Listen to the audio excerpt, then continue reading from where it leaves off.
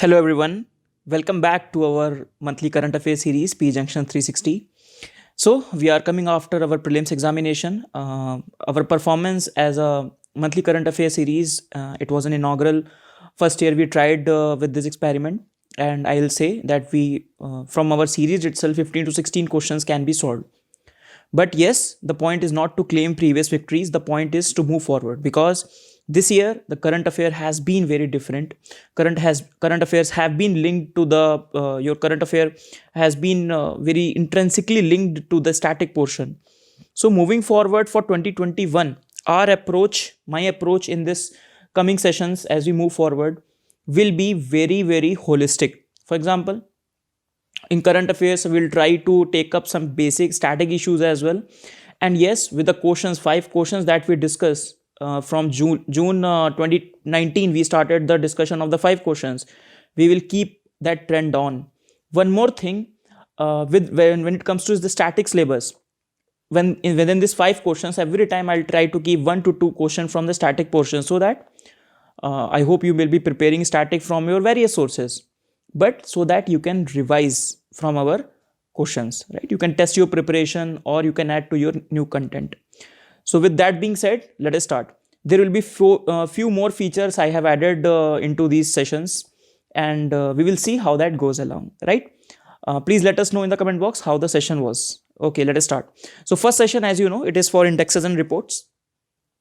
So first we'll take up the international ones. So the first one is the digital quality of life index, right? The first thing you can see, the one of the features I highlighted, that this report is more relevant for the mains examination, because in the starting we started with the prelims based current affair only, right? And we still are a prelim based current affair, but yes, a lot of prelims facts are highly relevant for our mains exam also, right? Hence we will be using this content. We'll be trying to give you some direction in your mains preparation as well. So the first index, that is digital quality of life index, it is being released by a Surfshark. It's an online privacy solution provider, so not a very significant provider is there. So this report is released by, for example, when the question will come, the question will be, is it being released by the this United Nations body, that is, I think, International Communication Union, right? ICU. No, it is not. It is being released by a privacy solutions provider, right? So it talks about the 85 countries they have compared, and they talk about the digital well-being of these countries. So some of the factors they must have considered while considering this digital well-being. So they divide these factors among the 5 pillars, and these 5 pillars are relevant for us from an exam perspective. Why? Because in the question, the GS itself, question can come, okay, what about digital India? So if you want to evaluate digital India, you can use all these 5 parameters. These are very structured manner in which you can evaluate those, right? Let us see one by one.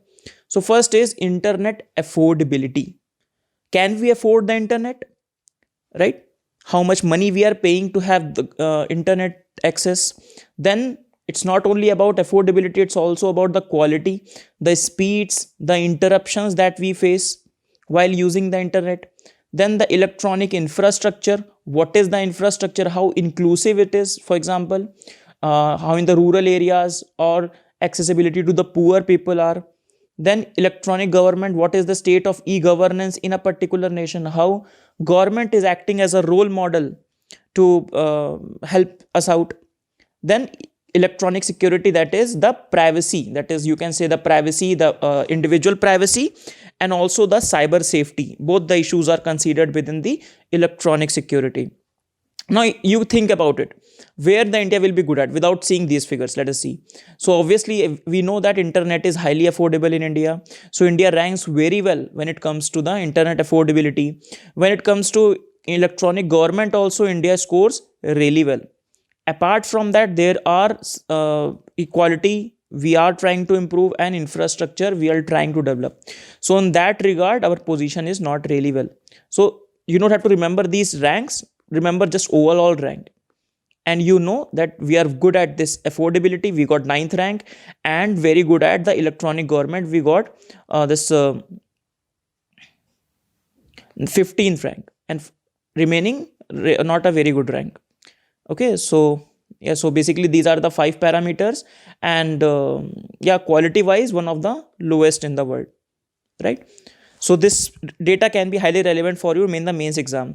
So is the least affordable internet, so most affordable, India is a ninth rank. High broadband speeds, India at a very poor place.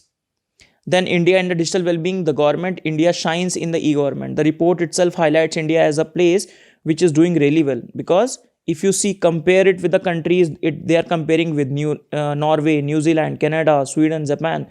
So India is on the league of the developed nation. So as if it compared to the e-government, India is doing really well. But when it comes to development of infrastructure, India does not score really well. Okay, you got the idea, I believe. The second one is the toxic truth report. So basically, this toxic truth means basically a report published by UNICEF and an international organization, that is a Pure Earth, international NGO, Pure Earth. It says that 1 in 3 children around the world are facing the problem of lead poisoning. So around 800 million children, that is 80 crore children around the world, are having an exposure to the lead, which is detrimental to their, what is this? Their potentialities, childhood and dignity. So toxic truth, children's exposure to the lead pollution undermines the generation of the potential. So Pure Earth, it's an international organization. We are an international organization dedicated to solving the pollution problems in a low and a middle income countries. So not a UN based organization, very easy to understand. And as the report says, 1 in 3 children up to 800 million globally have the blood lead level more than 5 milligram per deciliter. Okay, the amount at which it is action is required. And the impact of the lead is humongous. So first of all, why greater harm for children? Because they absorb 4 to 5 times more lead that enters the body than do adults. Then they eat more as per the unit of their body, and there are a few other reasons. For example, their blood to brain barrier is still developing. So in the mains, I don't think that question is highly relevant. But in the prelims, the question can come that why children are at a higher risk than adults, and because of these reasons, right? Because they can digest this lead contaminated soils, which adults don't do. They eat soil, right? And the other things, because their functions are not well developed as compared to adults. This does not mean that for the adults it does not lead to problems. It leads to problem in the adults as well. But for the children, if they are exposed to the high levels of lead, that creates a for the whole generation, they feel the consequences of it, isn't it? So they have written, for example, decreased IQ, delayed puberty, anemia problems, greater hemoglobin synthesis, or even to the extent of death, depending upon the exposure they have to the lead. About the adults also, you can see renal function failure, hypertension, and other problems. So lead has a huge consequences in the pregnant women, as we have seen, the reduced puberty, right? And some complications in the pregnancy can also come. Damages to the many organs also affected. Children's, we have seen, adults are also exposed. In India specifically, they have given analysis that they have seen that children lose 4 IQ points because of the high blood lead levels in India. This is from the report itself. Okay. So this is the lead report by UNICEF and Pure Earth. Next, let us see some indexes and reports from India. So the first one is the Export Preparedness Index report. It's a wonderful report. It is important report for prelims. Wherever important will be there, I'll highlight that this is an important thing. And for the mains also, it's a 165-page report, and it's very important as with vis-a-vis exports, because India wants to develop a export-led economy, isn't it? Just like the China developed itself from 1980s to 2010s, being an export-led economy, and that is the vision of India's growth going forward as well, that we want to become a export-led economy. So Indian Niti Aayog, in partnership with the Institute of Competitiveness, has released this particular index. 4 pillars they have identified to the index, through which they will be calculating competitiveness among the states. The very basic idea of the competitive federalism, like we will rate the states, how the states are doing vis-a-vis promotion of the exports, how the infrastructure they are creating, and all these things, right? We will see those who have topped the things as well. So first of all, the four pillars we are talking about. So first of all, remember, the weightage is not equal to all the pillars. Okay, so first of all, whether they have a policy or not, export promotion policy, institutional framework, then the business ecosystem is given 40% weightage. So business environment, infrastructure, transport, connectivity, access to finance, export ecosystem, exports infrastructure, trade and support, and R&D, then export performance, growth and orientation, and growth, export diversification. So from which sources your exports are coming? Is it only dominated by big companies, or it is also dominated by MSMEs? Then diversification also means which are the sectors which are being dominated. Is it only the pharma? Is it only the automobiles, or we are having the other sectors as well, such as textile, such as leather, or other sectors, chemicals? So we have to see both in terms of the size of the company, and also we have to see diversification in terms of the type of the product also. Okay, type of the product also. They have divided states, obviously. A state which is at the borders will have the more potential of export as compared to a state at the hinterland. So they have to divide the states. So states such as coastal states, landlocked states, Himalayan states, and the Union Territory, they have divided it. Okay, based upon that, they have come up with those who have topped. So for example, when it comes to the coastal state, the Gujarat has topped, obviously, but Maharashtra is not very far behind. Then among the landlocked state, they have said Rajasthan. Among the Himalayan state, Uttarakhand. And among the Union Territories, obviously, it has to be Delhi. Union Territory and small city states such as Goa. Okay, right. So just keep in mind that among the coastal states, Gujarat has topped. Among the landlocked, Rajasthan has locked. What you need to keep in mind for mains exam also, for example, question comes on the exports. So this again can be a very good 4 pillars on which you can evaluate an export. When you talk about the challenges to the exports in India, you can talk about the policy framework, you can talk about the ecosystem framework, you can talk about the export ecosystem framework, or export performance also in terms of the diversification and like that. So this is being relevant information for export preparedness index. Next comes the business confidence index.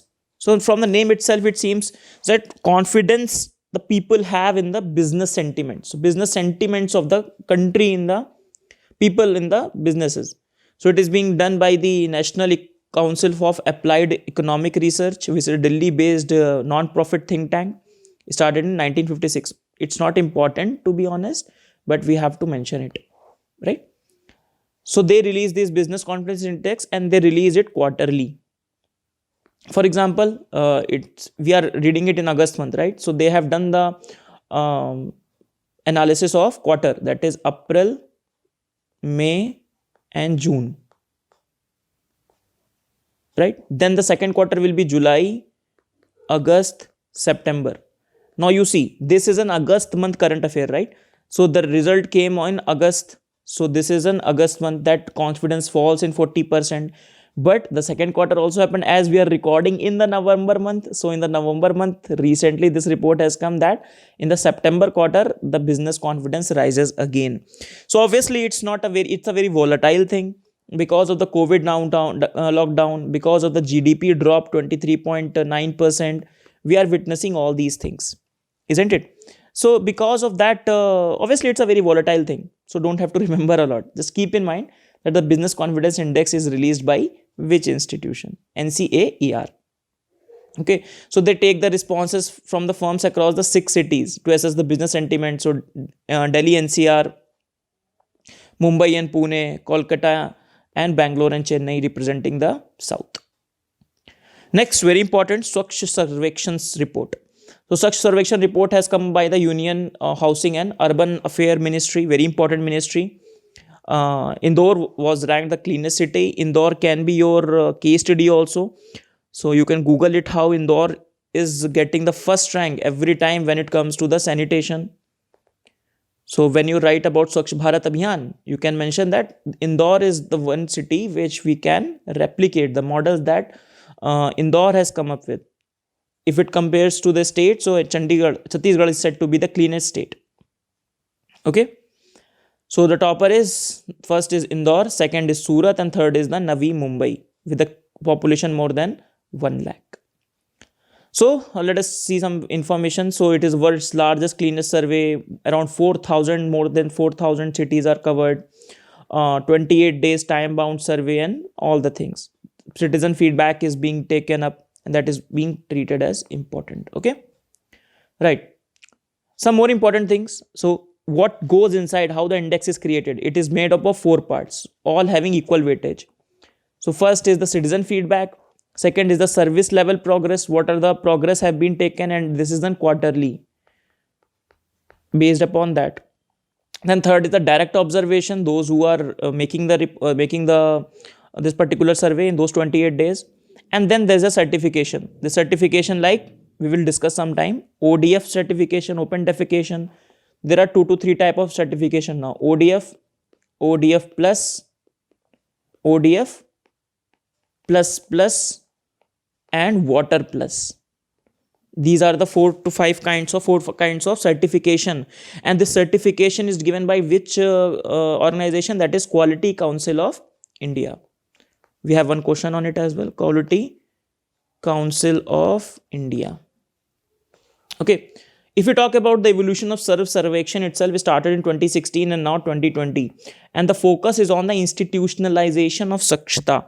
So making Swachhta an institutionalization. Recently a yojana also came on the, I think 3 to 4 months back, on the Swachh Bharat Abhiyan. Again a sanitation yojana has come, and they also talked about that we need to institutionalize this Swachhta.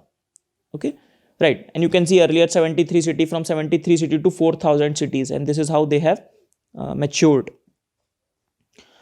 Next comes the science and technology indicators, STI 2018. It's being released by the DST's division, DST, that is Department of Science and Tech Division, National Science and Technology Management Information System, right?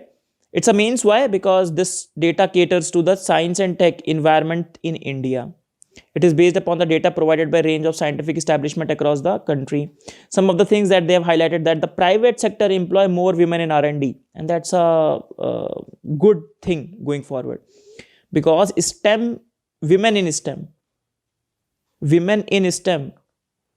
was the theme of the our 2020 National Science Day. Okay, so in that regard it becomes a bit important that we want to make more women participation in the STEM field of STEM, that is science, technology, engineering and mathematics. Then the last one, I think, the business responsibility reporting. So what is this? Every business should, at the end of their annual report, should mention that how they are, what steps they are taking so as to make their business responsible. That's it, right? So adoption of the responsible business practices, and they have to mention that in their annual report. So as to institutionalize that, Ministry of Corporate Affairs and SEBI have set up a committee that is under Gyaneshwar Kumar Singh. So committee was set up for business reporting, business responsibility reporting, and they want to work it out with all the companies, with including manufacturing, services and all these things, so that at the end of their annual report, they also list down the responsible business things. This reporting will be integrated with the MCA 21 portal. What is the MCA 21 portal? MCA 21 portal is a e-governance initiative. We will see about one question later on. I hope that you know MCA 21, Ministry of Corporate Affairs 21 portal. It's a e-governance portal, and Government of India wants to improve that as well. We'll see that in detail. Okay, so that's end of the indexes. Now we'll discuss the questions. When it comes to question, as I told you, the questions will be from various fields, right? Today I have taken questions from the previous year. Now let us start the questions. So the first question is this year's question, 2020 question. What you can do, I will not pause the video. Pause the video means I will not stop. You can pause the video and try to answer the question, right? And if you are an aspirant, if you want to judge yourself also, even first suggestion will be, don't evaluate yourself. Don't evaluate yourself means that if I'm not able to get this answer, you will be disheartened. Don't be like that. Learn from the question. And that is why the major heading is let's learn through the question, right? Okay. So the question is, consider the following events in the history of India: rise of Pratiharas under King Bhoja, rise of Pratiharas, then establishment of Pallava power under the Mahendravarman I, establishment of Chola power under the Parantaka I, and Pala dynasty founded by Gopala. Okay. So which of them have happened chronologically?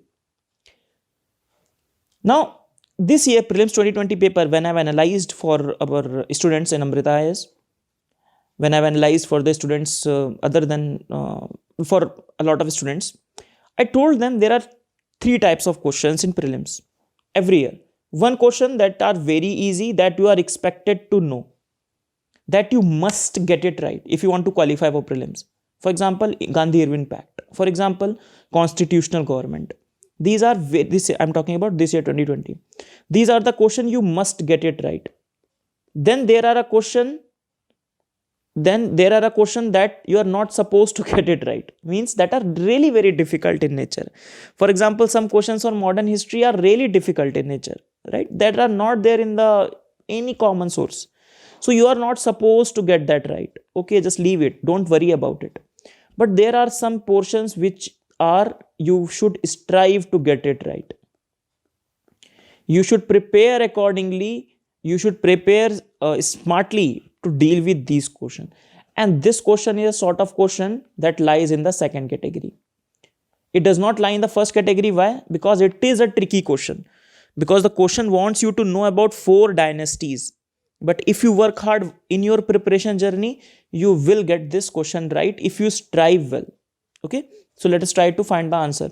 My focus here will be more on the content part, right? So the first one is the Pallava dynasty. Very briefly, I have kept it. So Pallava dynasty time period is 275 to around 875 CE. You have to remember these chronology very, very diligently. Very diligently, you have to prepare these chronologies.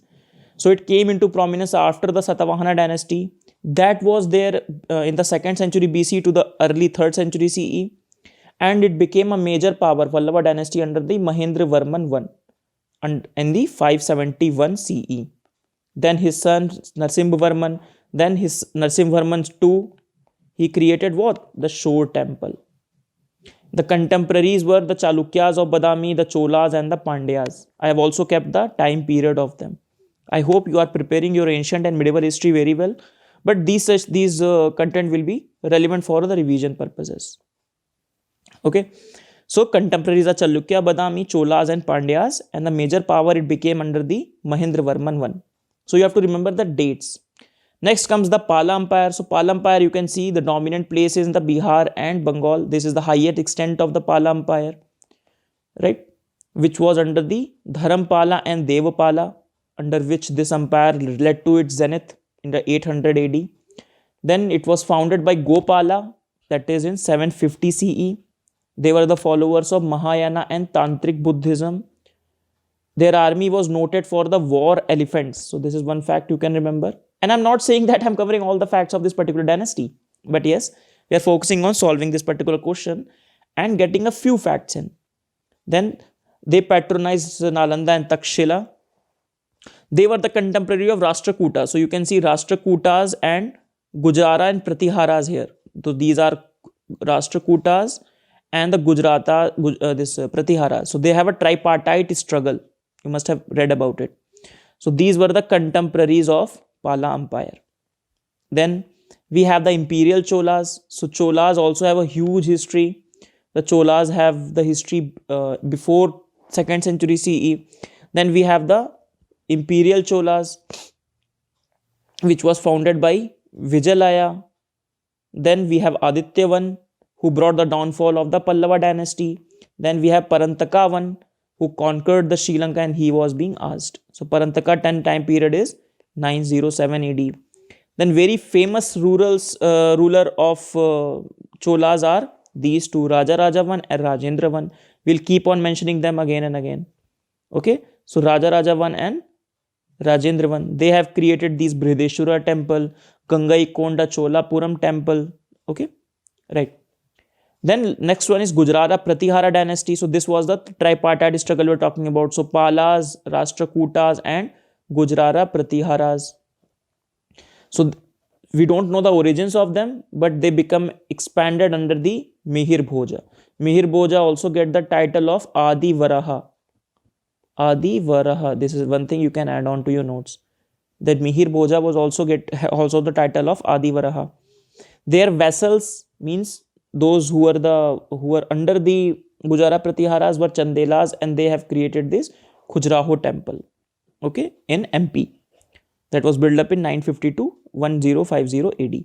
I know that's a lot of information for you to process, but the UPSC examination is taking us to that next level. Last year I've taught about before this prelims 2020, I've taught about this Natesha sandstone idol. So that was in the news because it was returned back to India, and that architecture belonged to the Gujarata Pratihara dynasty. Okay, so I've taught about Gujarata Pratihara that time. Some basic ancient history information that provinces are known as Bhuktis, districts were known as Mandya and Vishya, and the leaders of Bhukti were Uparika, and the leaders of this Mandya and Vishya were Vishyapati. Again, I'm saying, please, this is just complementary content. This is not, I'm not teaching ancient history. I'm just trying to solve a previous year question. Okay, right. So let's come to the question again. So we have the rise of Pratihara under King Bhoja in 836 AD, establishment of Pallava power around 751 AD, establishment of Chola power under 907 AD, and Pala dynasty by Gopala 750 AD. And you will get the answer. So the idea, what we have to learn from this question, that we need to prepare these many dynasties, and we need to keep in mind to arrange them in a chronological manner, and we have to see the parallel readings as well. Simply reading the NCERT, simply reading the conventional source will not serve the purpose going forward for the prelims 2021 and beyond. So you have to do some unique efforts from your side to prepare such notes, to prepare chronology wise dynasty and such different notes. Okay, so that's the end of this question. Let's move on. So the second question is, it is related to index 2017. They have asked this question: which of the following gives the global gender gap index ranking to the countries of the world? So which is the organization which produces a very important index, because the economic survey also keeps into account about this particular index. So that is global gender gap index. You can pause the video and try to answer the question. So this index is being released by World Economic Forum. Okay, so it is being released by World Economic Forum. It is not in current affairs, it is way back. So India from 108 to 112 we have dropped. It has 4 components, that is education and economic participation and opportunity, education attainment, health and survival, and the political empowerment. Okay, so on these fronts they calculate this global gender gap index. When it will be released again in 2021, then we will read it again. So this is 2020 and it was discussed last time. Okay, so India's rank, and you can compare it with Bangladesh rank. Bangladesh sits very pretty at 50. Why? Because in Bangladesh is a success story when it comes in South Asia about the women empowerment. That can be a very good your comparative study if you compare it with India. So this is World Economic Forum. The next question is rule of law index. The question has been asked in 2018, and that is why we give a lot of importance to indexes, isn't it? Because they have asked a few questions on indexes. So rule of law index is released by which of the following? You can pause the video and you can try again. So this index has been released by the World Justice Project. So World Justice Project, an independent organization, publishes this report, and India has secured 69th rank. You don't have to remember it because this has already been asked, but it's a previous year question. That's why we are doing it. So the answer is World Justice Project. The next question is MCA 21, the major initiative taken by the government of India is in which of the following areas? So in 2007, they've asked this MCA 21 is what basically? So MCA 21 is what? It's an e-governance initiative, right? We have read about it. So e-governance initiative where these businesses can comply with different acts such as Companies Act, New Companies Act, Limited Liabilities Act. So these businesses can comply with these Ministry of Corporate Affairs compliance, and a good portal is MCA 21. So it leads to the ease of doing business, or it is one of the good e-governance initiatives of the government of India. So it helps the business community to meet their statutory obligations under these particular acts. चलो, so it's answer, बहुत easy answer है यहाँ पे, it's a e-governance. And the last question is the Quality Council of India. It's again a previous year question. So in this particular session, I've kept all the previous year questions itself. And we'll try in the first 2 to 3 months, we'll try to keep a lot of previous year questions. Then we'll move on to some new questions. We'll try to mix and match as well. So with reference to Quality Council of India, consider the following statement. Quality Council of India was set up by Government of India and Indian industry. Chairman of QCI is appointed by the Prime Minister on the recommendation of industry to the government. So Quality Council of India, we have remember, right? Swachh Sarvekhan survey started in 2017 and that's why they have asked this question. But that was a tough question when it was asked. Everybody has read about Quality Council of India, but they have not read about the second option. So I'm not trying to say that it's a tough question when it was asked, to be honest, right? Because we read about Quality Council of India, that it's an organization, Government of India and industry, okay, but nobody prepares that how his chairman is appointed, because you prepare for the chairmen of some statutory organizations or the constitutional organization, and that's why it was a relatively tricky question.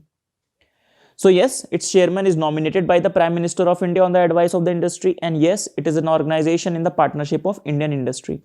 So it basically it's an arm length distance from government and the industry to certification. So have a self-sustaining and be away from the government, so as to provide the certificates. Otherwise, what it will be? The government providing certificates to itself, isn't it? So that will create a conflict of interest. So as to avoid that conflict of interest, they have done it. So Quality Council of India in charge of evaluating the performance of the participating city. It's an autonomous accreditation body set up by government in 1997 for quality assurance, including it the governance. So that's the end of the session, everyone. So that both the options are right. So that's the end of the session, everyone. Let us quickly revise what we have done. Discussion started with the digital quality of life, 5 pillars. Remember, affordability, quality, infrastructure, security, and government. Then toxic truth, the harm for the lead poisoning for the children. Then export preparedness index, 4 parameters, sub parameters, different weightages. Gujarat topped in the coastal, Rajasthan topped in the landlocked. Then business confidence index, not very important. It's a very volatile, created by National Council of Applied Economic Research. Then Swachh Sarvekhan report, we have seen the evolution of it. Then Science and Tech Indicators 2018. Then business responsibility reporting, and then some questions. First is on the history, that is Pratiharas, Pallava, Chola and Palas. Then global gender gap, rule of law index, and the last two MC21 and the Quality Council of India. Okay, so that's the end of the session, everyone. I just would like to highlight one small doubt of the students, that how much current affair one should read going forward in 2021. As you have seen in the 2020, the current affairs are coming of the past 2 years, at least 2 years.